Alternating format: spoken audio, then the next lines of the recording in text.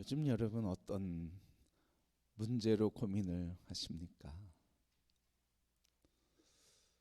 그 문제 때문에 절망과 탄식은 어떠합니까?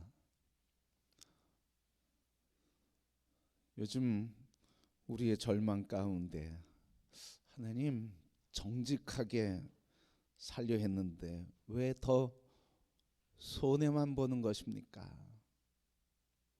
그런 탄식이 있습니까? 하나님 왜 저를 이런 사람 취급받게 하신 겁니까? 사회에서 인간관계 속에서 이런 탄식의 소리가 있습니까? 주님, 억울해서 죽겠어요. 억울한 일 당하고 억울해 죽겠다고 몸서리치며 몸부림치는 탄식이 있습니까? 주님, 악한 사람은 잘 되고 주를 따르는 나에게는 왜 이렇게 어려운 일들만 있는 겁니까? 그걸 넘어서서 하나님 살려주세요 하는 그런 절규가 있으십니까? 오늘 우리의 삶에서 보면 이런 절규가 하나님 앞에 드려지는 시대는 고난이 있고 아픔이 있었지만 그러나 그 시대는 역설적으로 하나님과의 관계에 더 뜨거운 믿음의 시대였던 것을 깨닫게 됩니다. 그런데 또 이렇게 하나님을 향한 부르짖음과 탄식과 절규가 사라지던 시대는 역설적으로 하나님과의 관계에 식어진 시대를 살고 있는 것을 보게 됩니다. 오늘 어떻게 해서든 살려고 애는 쓰는데, 어떻게 해서든 살려고 몸부림치는데, 그것 가지고 하나님 앞에 나가서 몸소리치며 그리고 몸부림치며 절규하고 탄식하는 소리는 점점 줄어들고 있습니다. 성도 여러분, 오늘 이 시대에 하나님을 향한 몸소리치며 그리고 하나님을 향해서 몸조리하는 탄식과 그리고 절망의 소리가 우리 안에 회복되기를 소원합니다. 문제가 없어서일까요? 고민이 없어서일까요? 나를 아프게 하고 힘들게 하는 문제가 없어서 우리는 그 부르짖음과 탄식과 절규가 없는 것일까요? 그러나 돌아보면 우리에게는 여전히 탄식과 절규와 아픔과 눈물이 여전히 있다고 하는 사실입니다. 그러기에 오늘 이 본문의 말씀을 통해서 몸서리쳐지는 오늘 이 시대를 살아가는 고통과 아픔과 탄식 속에서 오늘 하나님을 향하여 이 절규의 소리가 올려드려지는 믿음의 회복이 있기를 축복합니다.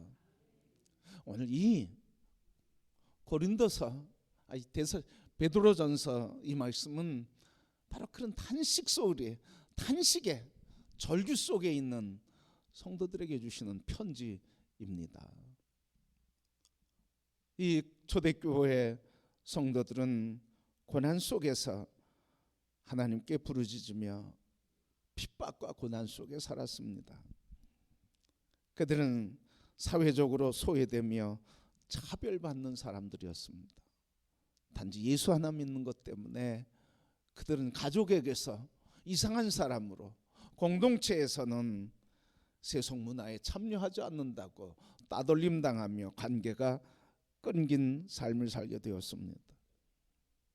성도들은 온전하게 사는데, 거룩하게 사는데도 세상은 저들에게 악을 뒤집어 씌우고 비난하고 조롱하며 행악자라고, 어리석은 자라고, 위험한 자라고 비난했습니다. 그런가 하면 당시 종과 주인의 구조가 강했던 시대여서 종인 그리스도인들은 그리스도인으로서 성실하게 살면도 부당한 대우를 받고 거래관계에 더 손해를 봐야 했습니다. 또한 로마 제국 아래서 황제 숭배 사상에 편만해 있던 그들에게 오직 하나님만이 나의 왕, 주님만이 나의 왕이라고 하는 이 신앙의 고백이 국가의 해로운 존재로 비판을 또 정죄를 받아야 했습니다. 이런 외적인 상황에서 내면에 언제 잡힐지, 언제 직장에서 쫓겨날지, 언제 모함을 받을지, 언제 체포되어서 반국가 세력으로 고문당할지 두려움과 그리고 낙심과 흔들림에 살고 있었습니다. 그 속에서 그들은 하나님 앞에 탄식한 겁니다. 하나님, 왜 주의 말씀대로 사는데 이런 어려움이 있는가요? 주의 말씀 안에 사는데 왜 오해를 받으며 사람들이 나를 미워하는 걸까요? 왜 하나님 뜻대로 살려고 애쓰는데 나를 넘어뜨리려고 하는 악의 세력들 그렇게 내 앞을 가로막고 있을까요? 오늘 성도 여러분, 이런 탄식이 우리에게 있습니까? 믿음으로 살려고 하는데, 말씀으로 살려고 하는데 내게 왜 이렇게 어렵고 힘든 문제가 생기는지, 그것 때문에 하나님 앞에 탄식하는 탄식이 오늘 있는가 하는 사실이에요. 안타깝게도 오늘 하나님을 향한 탄식이 점점 줄어들고 있다고 하는 사실입니다. 오늘 이 탄식 속에 있는 그리스도인들에게 바울은 편지하면서 그들에게 고난을 없애주겠다고 하는 약속을 하지 않습니다. 고난을 없애는 편지를 보내지 않았습니다. 이 편지를 보내면서 베드로 사도는 고난 속에서도 소망을 가져라, 고난 속에서도 희망을 가져라, 고난 속에서도 하나님이 우리에게 주실 은혜를 바라보며 살지어다. 그게 오늘 본문의 말씀입니다. 고난이 없어지기를 기도하지 않았어요. 그렇게 살라고 얘기하지도 않았어요. 어떻게 살라고요? 고난에 맞서 소망 갖고 살아라. 우리 기도할 때마다 고난이 없기를, 문제가 없기를, 시험이 없기를 기도하고 있습니다. 물론 없으면 더할 나위 없이 좋겠죠. 그런데 여러분, 그것을 없애기 위해서 기도하는 것보다는 그것을 이기도록 하는 기도가 더 힘이 있는 줄 믿습니다. 우리 모두의 기도가 바뀌기를 원합니다. 고난과 시련과 어려움은 죽을 때 끝나는 겁니다. 그렇게 죽기까지는 우리는 늘 고난과 시련과 아픔 속에 살아가는 사람들입니다. 그러게 이것이 없어지기 위한 기도보다는 차라리 하나님이 고난과 맞서 싸울 능력과 믿음을 주옵소서, 담대하게 하옵소서. 그러게 여러분, 시련과 인생의 문제 앞에서 절망과 탄식에서 주저앉지 않고 그것과 맞서 싸워 일어나는 믿음의 승리자들이 되기를 축복합니다. 그래서 베드로는 오늘 편지할 때 13절 말씀 분명히 고난을 없애주는 방법에 대한 게 아니라 고난과 맞서 싸울 것을 이야기하고 있어요. 뭐라고 했습니까? 13절 말씀 우리 한번 같이 더 보시겠습니다. 그러므로 너희 마음의 허리를 동이고 근신하여 예수 그리스도께서 나타나실 때 너희에게 가져다 주실 은혜를 온전히 바랄지어다. 뭘 바라라고요? 그리스도께서 다시 오실 때 우리에게 가져오실 은혜를 바라라는 거예요. 바란다는 게 뭐예요? 바라보라는 거예요. 소망하라는 거예요. 그 소망을 갖고 현재의 고난을 맞서라는 거예요. 그 소망이 현재의 고난을 이기게 한다는 거예요. 여러분, 어려움이 있는 사람 똑같이 어려운데 어떤 사람은 절망하는 사람이 있고 어떤 사람은 일어나는 사람이 있어요. 무슨 차이가 있을까요? 소망이 있는 사람은요, 고난과 시련과 절망 앞에서 일어나요. 소망이 있는 사람, 내일의 소망, 그리고 오늘 현재 이 문제, 아픔과 고난 속에서 우리에게 주실 아름다운 삶의 열매를 바라보는 사람, 꿈이 있는 사람, 비전이 있는 사람은 현재의 고난과 맞서 싸워 이기는 사람입니다. 그런데 이 소망이 없는 사람은 주저앉아요. 단식해요. 절망해요. 그러게 여러분, 소망은 현재의 문제를 이기는 힘이 되는 줄 믿습니다. 그런데 이 소망이 없는 사람, 현재 문제 앞에 굴복하고 탄식하고 원망하고 저주하고 그리고 낙심하며 살아요. 오늘 여러분의 삶의 문제에 낙심하고 삽니까? 아니면 소망 갖고 살아갑니까? 여러분, 소망이 있는 사람은 현재 문제를 맞서 싸울 용기가 생기는 거예요. 오늘 주님이 그 말씀하시는 거예요. 베드로를 통해서 고난받는 사람들, 신앙의 자유를 위해서 저들이 떠났는데 그 길이 도리어 고난과 아픔과 핍박의 길이어서 어찌하여 이런 고난이 있습니까? 절규하는, 그래서 탄식하며 고민하는 그들에게 오늘 주님이 하시는, 베드로를 통해서 하시는 말씀이에요. 예수 그리스도께서 나타나실 때 너희에게 가져다 주실 은혜를 온전히 바랄지어다. 그리스도께서 가져다 주실 은혜를 소망하라는 거예요. 그걸 바라보라는 거예요. 그걸 붙잡으라는 거예요. 그러면 현재의 고난을 이긴다는 거예요. 여러분, 오늘 삶의 문제를 바라볼 때 그 문제에 붙들리지 않고 그 문제를 이기게 하신 소망의 하나님, 소망의 주님을 바라보시고 붙드는 성도가 되기를 축복합니다. 그럴 때 행복해요, 여러분. 그래서 여러분, 부활을 사는 사람은 어떤 사람이에요? 부활의 은혜를 누리는 사람은 어떤 사람입니까? 오늘 부활 후 네 번째 주일입니다. 부활을 사는 사람은 우리 베드로서를 통해서 주신 것처럼 은혜와 평강이 있을지어다 평화를 선포하는 사람이에요. 또한 1장 3절의 말씀처럼 거듭나게 하심으로 산 소망이 있게 하셔서 우리가 어떤 문제 속에서도 소망을 갖고 사는 사람이에요.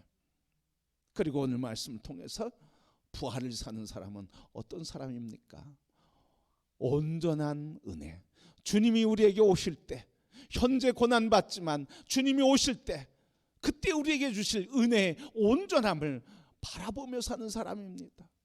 그러니까 소망의 삶은 주님이 다시 오실 때 우리에게 주실 그 은혜를 바라보는, 은혜를 소망하는 삶이라는 것을 구체적으로 말씀을 해 주셨어요. 내가 뭐 잘 될 거야, 스스로 위로하는 소망 말고 주님이 가져다 주실 소망, 위로, 은혜를 바라보라 하시는 말씀입니다.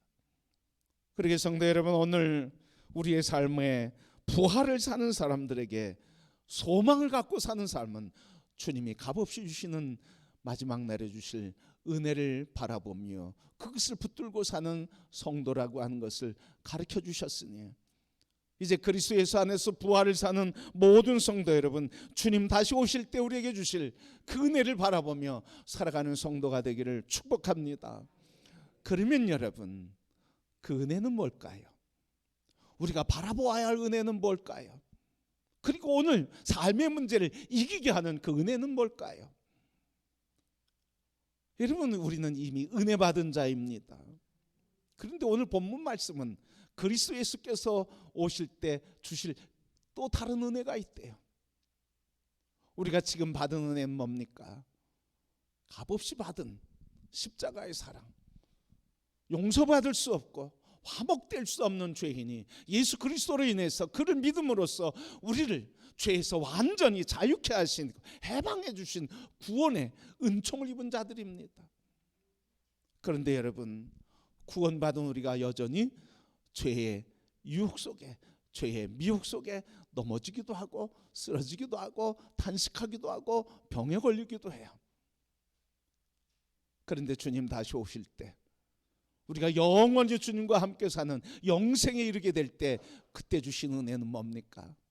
다시는 쓰러지지 않고 넘어지지 않고 절망하지 않고 탄식하지 않고, 그리고 영원한 기쁨과 감격 속에 살아가는 영원한 구원의 은총을 누리게 되는 그 은혜가 있음을 믿습니다. 그러게 여러분, 우리에게 이 그리스도가 다시 오실 때 주실, 우리에게 가져다 주실 은혜 온전히 바라라고 했는데, 이것은 바로 우리가 주님 안에서 누리는 영생과 영원한 평화와 영원한 강건함과 영원한 기쁨과 감격이요, 하나님의 통치 안에 사는 삶을 말해주고 있습니다.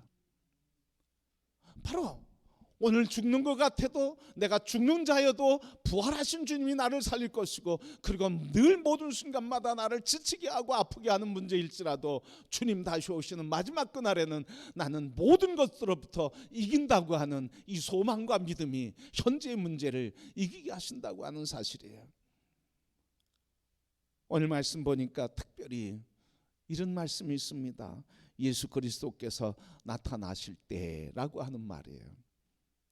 근데 이 말의 본 뜻은, 이 원래의 말 의미는 주님이 재림한다는 뜻이에요.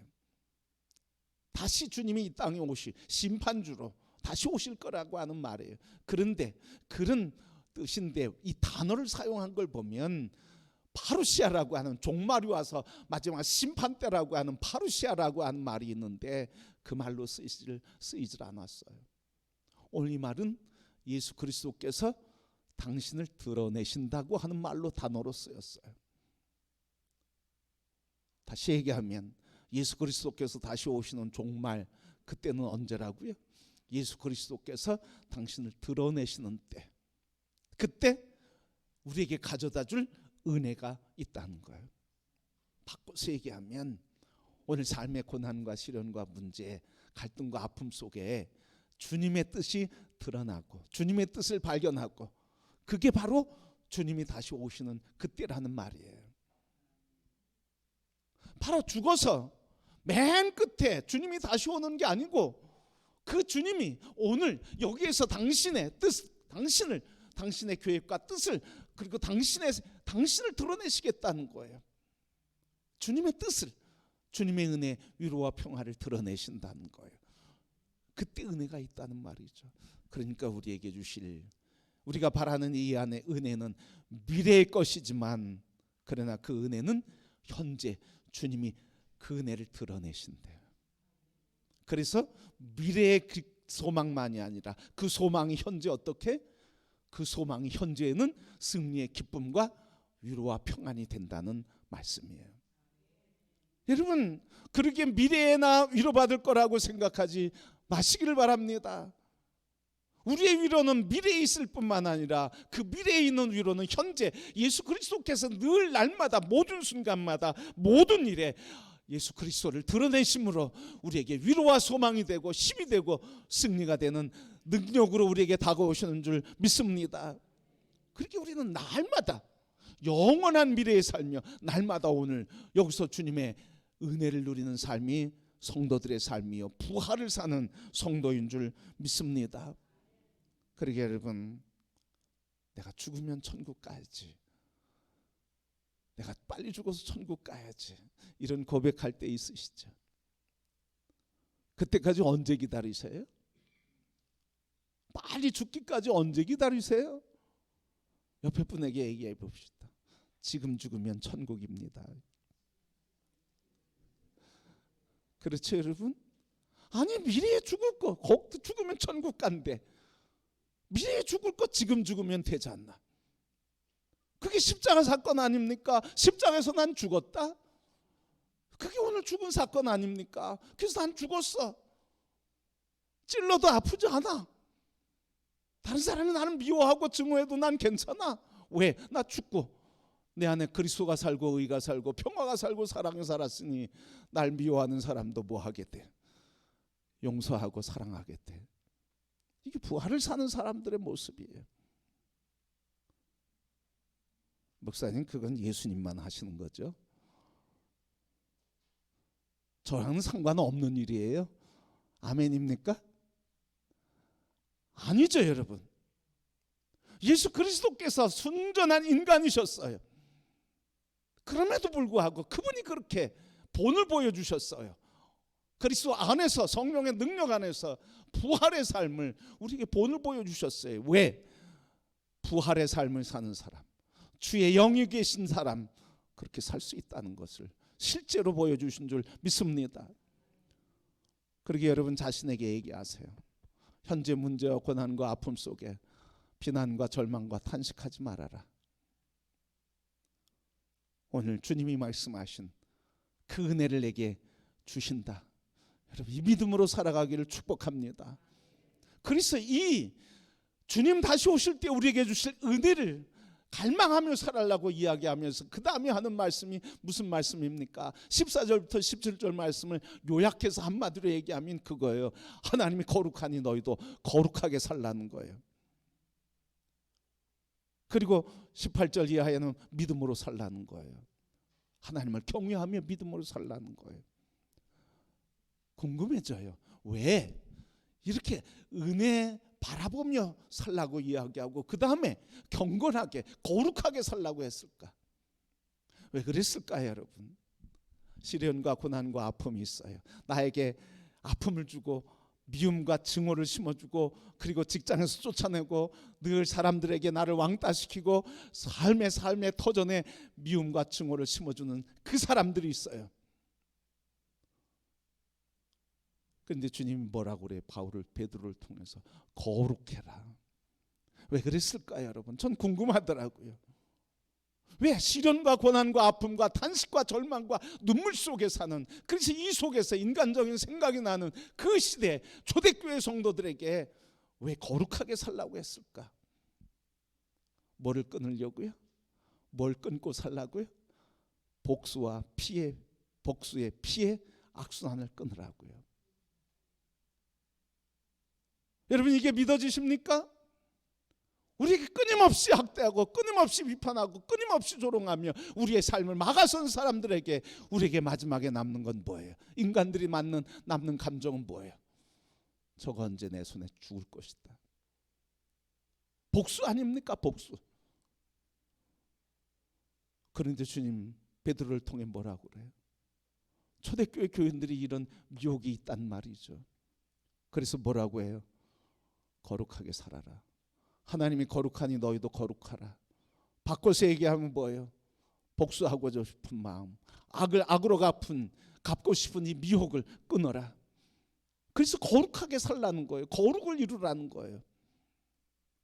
성도 여러분, 우리에게 인간적으로 그런 모습이 있지 않습니까? 내게 아픔을 주고 힘들게 하고 고통 쓰는 사람들에게 언젠가 칼을 들려고 그렇게 우리 안에 이런 악한 생각들이 틈타지 않습니까?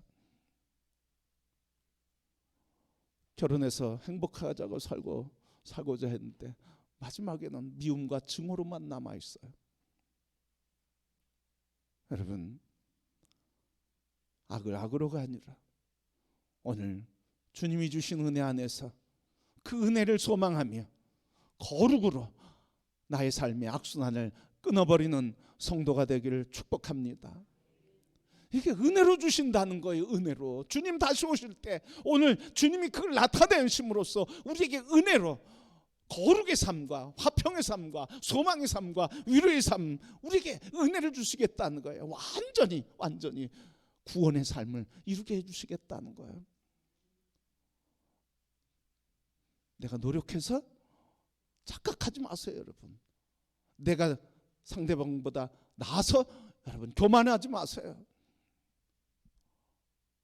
하나님이 나에게 주신 한없는 은혜 때문에, 완전한 구원 때문에, 완전한 위로와 평안과 사랑 때문에 그 은혜로 내가 하는 거지, 내가 더 어른이져서 내가 더 성숙해서 내가 더 성장해, 아니에요 여러분. 하나님의 은혜로. 그렇게 여러분 우리는 늘 23절에 있는 것처럼 주님이 다시 오실 때 우리에게 가져다 주실 은혜를 늘 온전히 바라보며 고백할 것밖에 없어요. 주님께 가까이. 그리고 주님의 은혜로만 내가 살 수 있습니다. 내게 주실 그 은혜를 온전히 누리는 삶 되게 해 주옵소서 하며 늘 주님께 가까이, 주님께 가까이 가는 성도들이 되기를 축복합니다. 그게 노래가 되기를 원합니다. 찬양이 되기를 원합니다. 값없이 우리 주님 다시 삶의 문제 속에 드러내시고 우리를 찾아오셔서 위로해 주시고 평안을 주시며 구원의 완성을 이루시는 그 주님, 내게 주실 은혜를 온전히 바라보며 그 주님께 드러내신 그 주님께 한 걸음 나가시는 성도들이 다 되시길 바랍니다.